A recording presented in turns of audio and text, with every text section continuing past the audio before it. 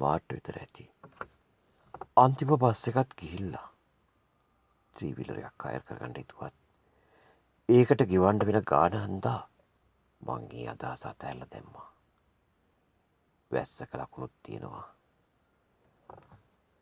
මට තියෙන එකම විකල්පයයි පයින් යන එක.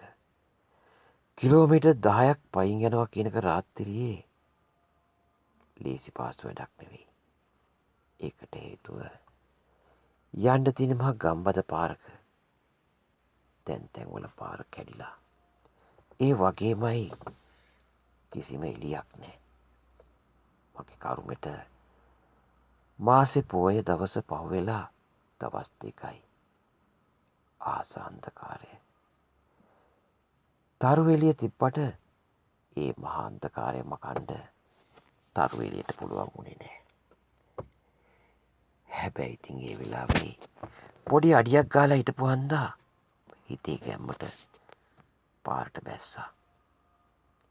වෙලාව 11යි කාලයි. ඈතින් වැස්සක ලකුණුත් එනවා.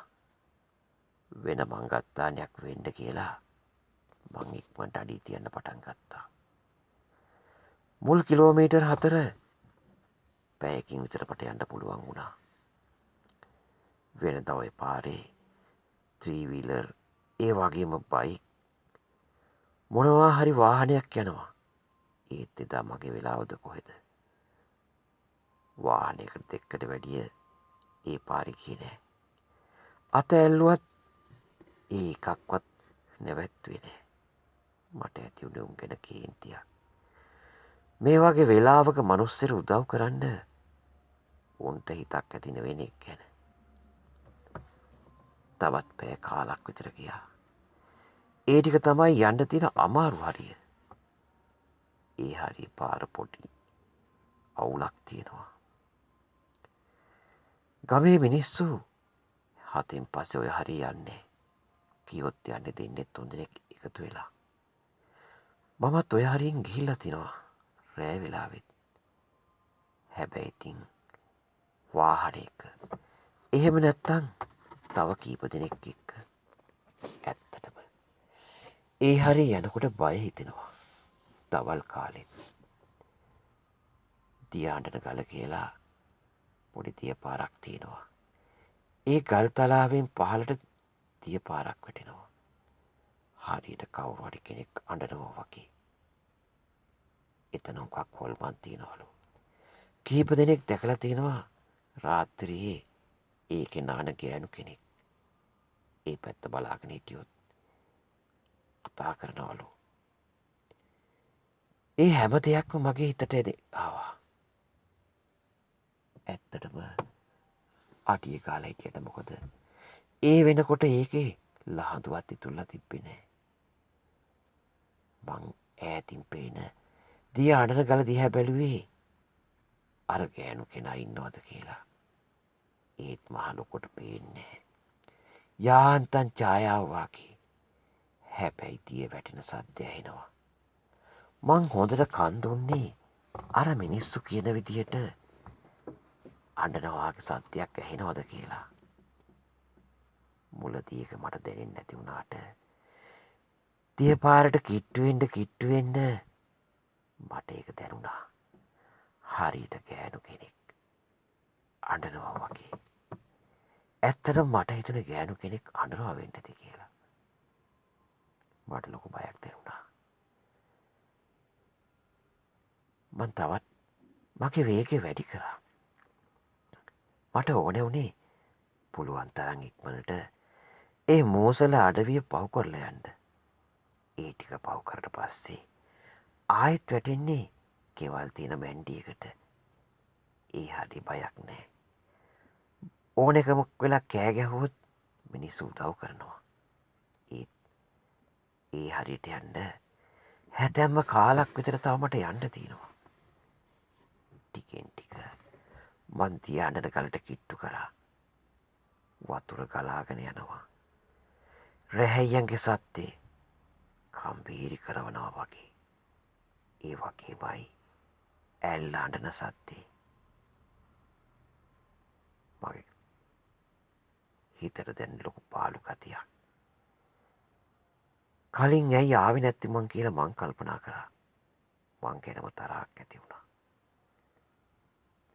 තවත් විනාඩියකින් දෙකකින් මං ඇල්ල ළඟටම කිට්ටු කරා. ඇල්ලෙන් වැටෙන වතුර පාර හරහා යනවා. හරියට පොඩි දිය පාරක් වාගේ. මං ඒ වතුර දිහා බැලුවා. හරි අමුතුයි. රතු පාට. මගේ ඇඟ හීතල වෙලා ගියා. දිය ඇල්ල දිහා ඉබේටම බැලුනේ. තරු එළියට පේනවා යන්තමට රතු පාට ලේ. දිය ඇල්ලේ වතුර වෙනුවට ගලන්නේ රතු පාට ලේ. පාර හරහා යන්නේ ලේ ධාරාවක්. මට උන් ඉරි තැන් අමතක වුණා. මට ඕනේ වුණේ කෑ ගහන්න. මං යටිකිරියෙන් කෑ ගැහුවා. ඒත් කිසිම සත්‍යයක් නැහැ. මගේ උගුරකට වේලිලා. එතකොට තමයි මං දැක්කේ අර වැටෙන රතු පාට ලේ ඇස්සේ එකෙක් නානවා. කළු පාටයි. හඳ එළිය නැති වුණත් මට ඌ හොඳට පෙවුණා. ඒ හරියට විතරක් එළිය වැටිලා වගේ. කළුම කළු පාට අමුණු ඉරිවස්තරයෙන් නාන එක දිහා මම බලාගෙන හිටියේ පුදුම භීතියකින්. ඌත් මන් දිහා බලාගෙන ඉන්නවා. ඊට පස්සේ ඌ නාන එක නවත්තලා මන් දිහාට එන්න ගත්තා. මං එතකොට හිටියේ පාර හරහා ගලන ලී පාට ජල කඳ මැද. අරූ ටිකෙන් ටික මට ලං වෙනවා. ඒ හරි අන්ධකාරේ එක පාටම නැති වෙලා ගිහිල්ලා. ලා පාට එළියකින් ඒ හරිය වැහිලා. අරූ මන් දිහා බලාගෙනම එනවා.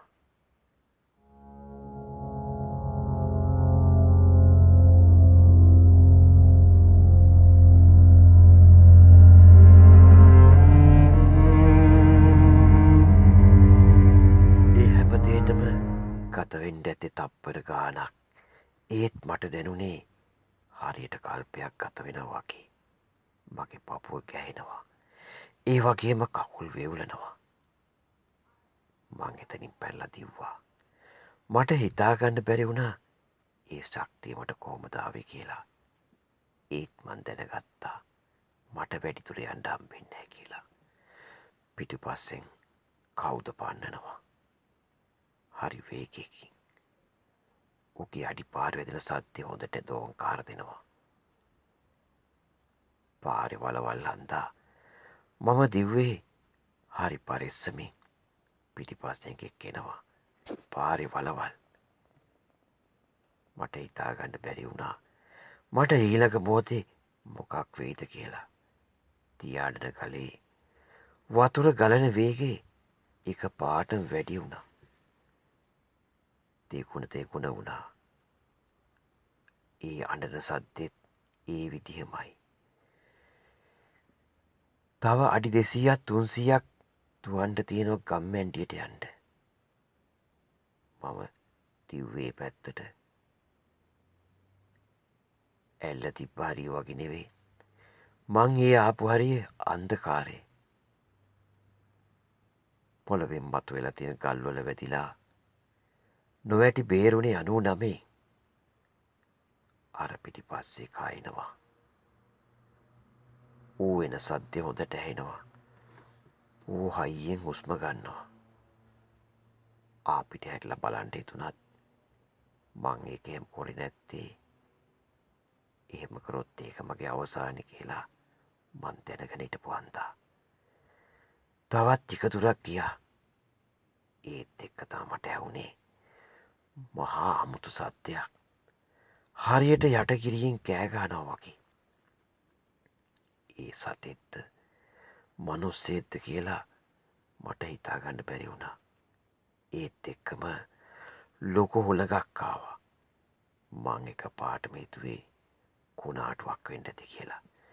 ඒ තරමට සැඩහුළඟක් වටපිටාවේ ගස් කොළන් කැරකෙන්ඩ ගත්තා. ඊළඟට ඇහෙන්ඩ ගත්තේ අතුපතර කැඩෙන පිදෙන සද්දේ. මං බලාගෙන හිටියා. ඒ හරිය තරු එළියෙන් මං දැක්කා. මට හිතාගන්න බැරි වුණා මං දකින්නේ මොකද්ද කියන එක. කුරුල්ලෙක්. ඒක මන් දිහාට පාත් වෙනවා. හරියට මිනිහෙක් විතර ඇති. ඌට තියෙන්නේ මනුස්සයෙක්ගේ මූණ. ඇස් දෙක දිලිසෙනවා රතු පාටට. හරියට වවුලෙක්ගේ අතුරුනෝ වගේ ඌගේ පියාපත්. ටිකෙන් ටික ඌ පාර මැද්දට ඇවිල්ලා මන් දිහාට ඇරුණා. මට පේන්නේ ඌගේ ඇස් දෙක විතරයි. මට දැනුනේ මගේ පපුවටම විදුලියක් වගේ දෙයක් වැදිලා යනවා ඌගේ බැල්මට.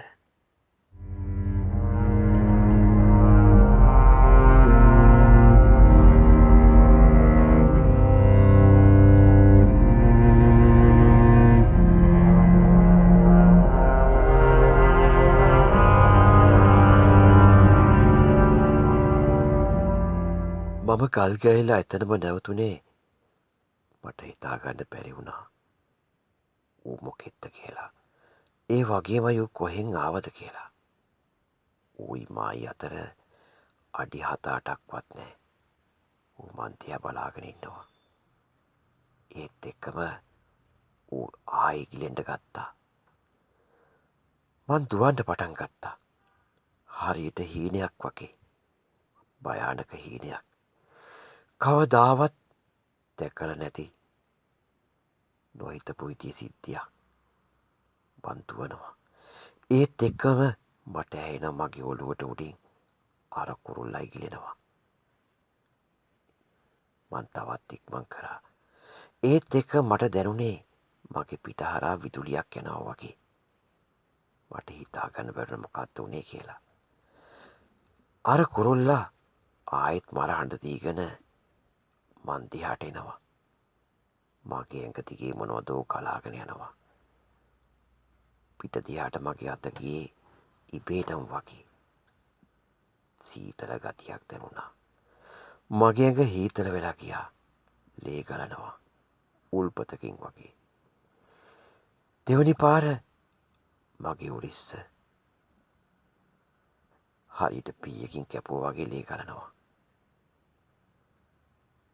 මං දැනගෙන හිටියා ඒ මගේ අවසාන මොහොත කියලා. ඒ වෙනකොට මට කරන්න කිසිම දෙයක් තිබ්බේ නැහැ. මං ඇදගෙන වැටුණා. තුවාල දෙකින්ම ලේ ගලනවා. ඒ හරියේ අමුතු එළියක්. කොහොම ඒ එළිය ආවද කියන්න මන් දන්නේ. අර සතා මන් දිහා බලාගෙන ඉන්නවා. මිනිහෙක් වගේ ඔළුව තියෙන අමනුස්සයෙක්. ඌ ලෙව කනවා ඌ එක්කට. එතකොටයි තේරුනේ ඌ මගේ ලේ වලට තමයි ඉවල්ලන්නේ කියලා. මම වෙවුලන්ට ගත්තා. ඒත් මට ඒ වෙලාවේ කරන්න තරම් දෙයක් තිබ්බේ නෑ. ඌට කොදුරු වෙනව ඇර. මං ඇස් දෙක පියාගත්තා. වේදනාව දරා ගන්න බෑ. ඇඟ පිච්චෙනවා වගේ. මට අරුලේව කන සද්ද ඇහෙන්න ගත්තා. මට මං ගැන මැතිවෙන කනගාටුවක්. මේ වාගේ රාත්‍රියක මේ වාගේ අමනුෂ්‍ය මැන්ඩියකින් තනියෙන් ආපු එක. ඒත් එක්කම තමයි මම නොහිතපු දෙයක් සිද්ධ වුණේ. ඈතින් එළියක්. ඒත් එක්කම මට නිින්ද ගියා. මට දැනුනේ අර සතා හරියට හීනෙන් වගේ මට ඇරුණේ පැය 5ක් මර නිින්දකට වැටුණට පස්සේ. හිටියේ ඉස්පිරිතාලේ. ඇඟබලු ආසන් රිදෙනවා. පිට ඇතුම් කනවා. මං වටපිට බැලුවා. ලෙඩ්ඩු 7-8 දෙනෙක් ඇඳන් වල පුදි. සමහර උන් කෙඳිරි ගන්නවා. මට ඕන වුණේ මම ඉන්නේ කොහෙද? කොහොමද ඉස්පිරිතාලෙට ආවේ කියලා දැනගන්න. ඒත් මට ඒක දැනුවත් කරන්න කෙනෙක් ළඟ පාත හිටියේ නෑ. 35ක් දෙනුණා. එතකොට තමයි දැක්කේ ඒ ළඟින් ඇවිල්ලා යන ගමේ නෑදෑයෙක්. මං කතා කරා. එයාගේ මූණේ විස්මයක් වගේලක්. මොකක් වෙලාද? මම මේ ලෙඩෙක් බලන්න ආපු ගමන් ඔයා මෙතන ඉන්න බව දැන්නේ දැක්කේ. ඔයායි ගෙදර අයවත් දන්නේ නැහැ කොහෙද ඉන්නේ කියලා. හැමතැනම හොයනවා. ඒ මිනිස්සයා කියාගෙන ගියා. ඇත්තටම එතකොට තමයි මට තේරුනේ. කවුරු හරි කෙනෙක් මාව ඉස්පිතාලේ ගෙනලා දාලා තියෙනවා. ඒත් මගේ දෙමාපියවත් කවුරුවත් දන්නේ මං කොහෙද ඉන්නේ කියලා. ඒ මිනිස්සයා මට වතුර බොතලයක් ගෙනත් දුන්නා. පස්සේ යා වටපිටේ ඉන්න ලෙඩුට කතා කරලා තිනවා. ඒගොල්ලෝ කියන විදියට කලින් දවසේ පාන්දරට වෙන්න මං හොස්පිටලෙට ගෙනලා තිනවා. මම සීනතු ඉඳලා තියෙන්නේ. ලේ ගොඩක් ගිහිල්ලා. පාරේ ගිය වාහනේ කට්ටියක් තමයි මාව දැකලා මාව ඇඩ්මිට් කරලා තියෙන්නේ. මගේ කල්පනාවට ආවා. කලින් දවසේ රාත්‍රියේ සිද්ධ වෙච්ච බීසණය. අර ගමේ කෙනාට කියන්න හිතුණත් මම මේ අදහස වෙනස් කරා. මං දන්නවා. කවුරුවත් මම කියන කතාව විශ්වාස කරන්නේ නැහැ කියලා. ඇත්තටම මම හිටියේ මමවත් ඒක විශ්වාස නොකරන තත්වයක. ඒත් පිටේ බැන්ඩේජ් දාලා තියෙන තුවාල දෙක අතේ දැවටෙන වෙලාවල ඒ වෙච්ච හැම දෙයක්ම සත්‍ය දේවල් කියලා මගේ හිත කිව්වා. එදා හවස අපේ ගෙදරින් ආවා. අම්මයි තාත්තයි මල්ලි ඔක්කොම කට්ටිය ආවා. හැම තැනම හොයලා බලලා මං නැති හින්දා සෑහෙන කනගාටුලා තියෙනවා.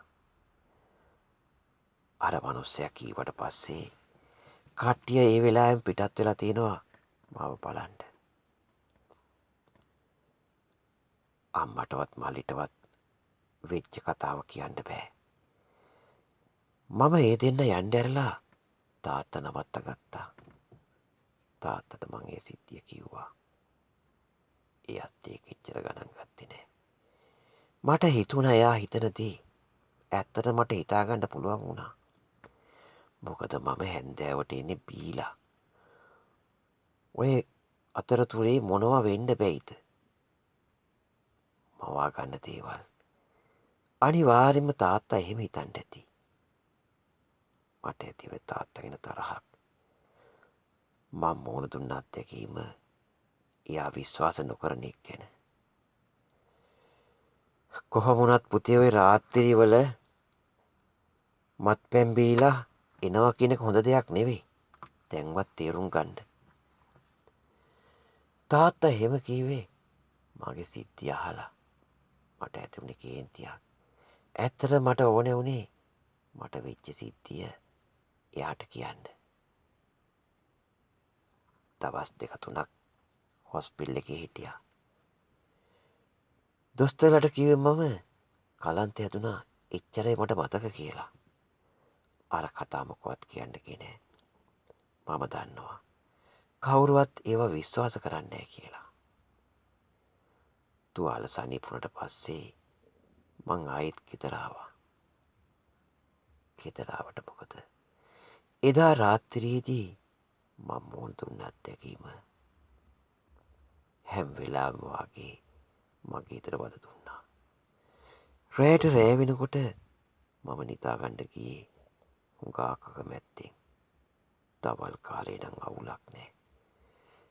ඒත් රාත්‍රී කාලේ මට හිතෙන්නෙම අර කුරුල්ලා ආයෙත් මං හොයාගෙන එයි කියලා. ගෙදර අයට දැනුනේ මං විකාරයක් වගේ. මොකද යන්තම් ඇඳිරියේ වැටෙනකොට දොර ජනෙල් වහනවා. තවම රෑ වෙලා නෑනේ කොල්ලෝ. මොකටද වහන්නද? ඒ වෙලාවල තාත්තා එහෙම කියනවා. ඒත් මම නම් එයා කියන දේ අහන්නේ. ටිකක් කල් යද්දි මට තේරුණා මං බය වෙන්නේ බොරුවට කියලා. මොකවත්ම සිත නෙවිච්ච හන්දා.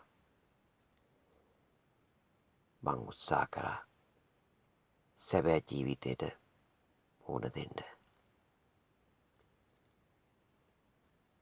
ඒත් ඒක වෙනස් වුණේ මන් නොහිතපු විදියට.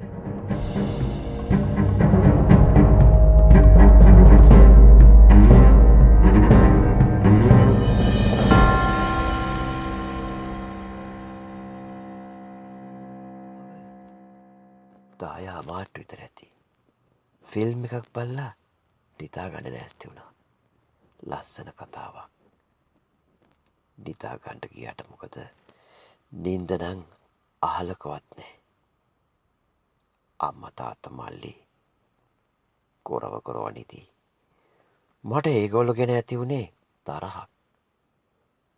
ඕනේ වෙලාවක ලස්සට නින්ද යනවා. ඒත් නින්ද කියන එක මට අකපයි. මං දැනගෙන හිටියා.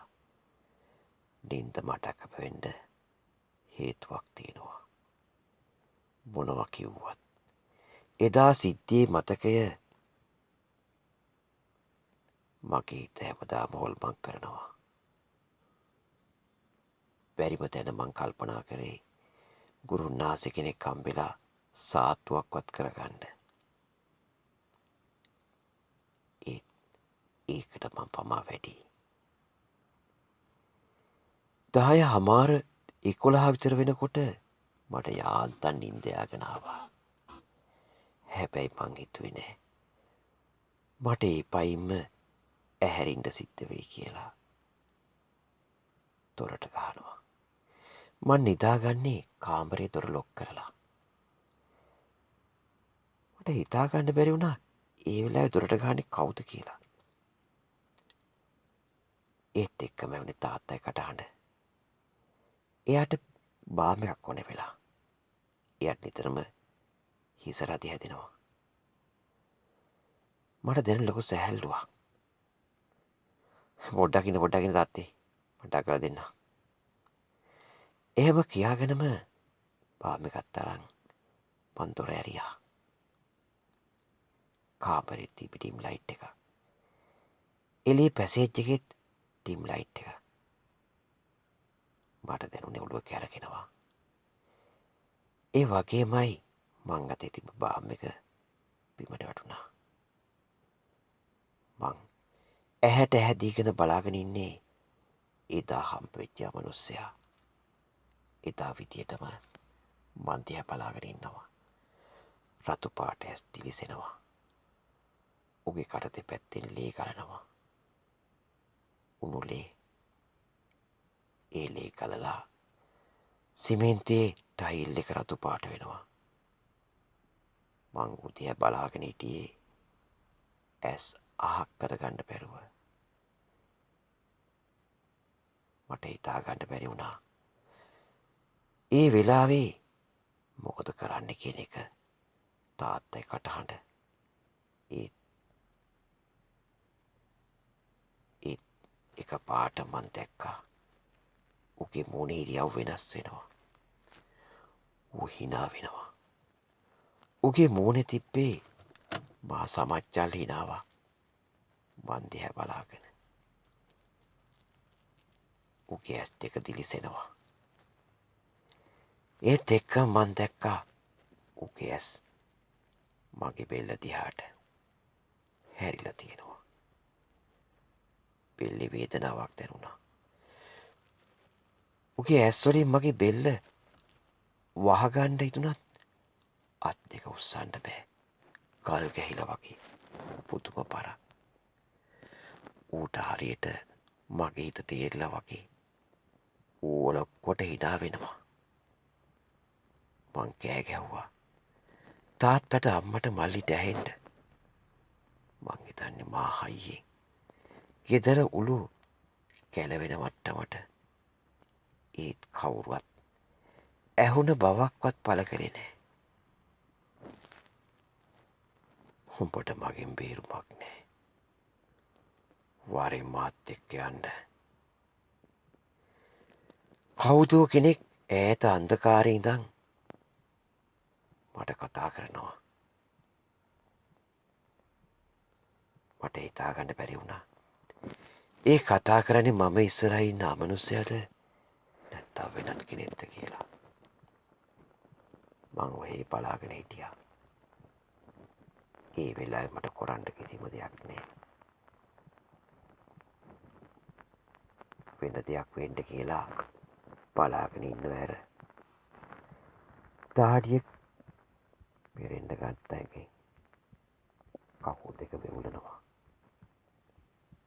ඒත් එක්කම තමයි මට ඇහුනේ සද්දයක්. ඉස්සරහින් අර සතත් ඒ පැත්තට හැරුණා. මම දැක්කේ අම්මා. අම්මා එනවා ඒ හරියට. අර සතා දත් විලිස්සගෙන ඒ පැත්තට හැරුණා. උගේ අතේ නියපොතු දිලිසෙනවා. ඌ අම්මා දිහා බලාගෙන හිටියේ. අම්මා අවසන් ගමන යවන්න කියලා මට හොඳටම දැනුණා. මට ඕනේ වුණේ කෑ ගහලා අම්මා නවත්තන්න. මං කෑ ගැහුවා. පුළුවන් තරම් හයියෙන් කෑ ගැහුවා. ඒත් මගේ හඬ අම්මට ඇහෙන බවක් පෙවුන්නේ. එයා ඉස්සරහට එනවා. මට හිතා ගන්න බැරි වුණා. අම්මට අර සතා පේන්නේ. එහෙම නැත්තම් එයා ඒ විදියට එන්නේ. මං ඇස් දෙක පියාගත්තේ ඒ වෙනකොටත් අම්මා අර අමනුෂ්‍යයා ළඟටම ඇවිල්ලා උගේ ඇස් දිලිසෙනවා. ඊළඟ මොහොතේ සිද්ධ වෙන දේ ඇත්තට මට දරා ගන්න බැරි වුණා. මම හරියට ගල් පිළිමයක් වගේ හිටියේ. අමාරුවෙන් ඇස් දෙක පියාගත්තේ. ජීවිතේ දරුවෙක් දකින්න අකමැතිම දර්ශනය දකින්න බැරි හන්දා. ඒත් එක්කම මට දැනුනේ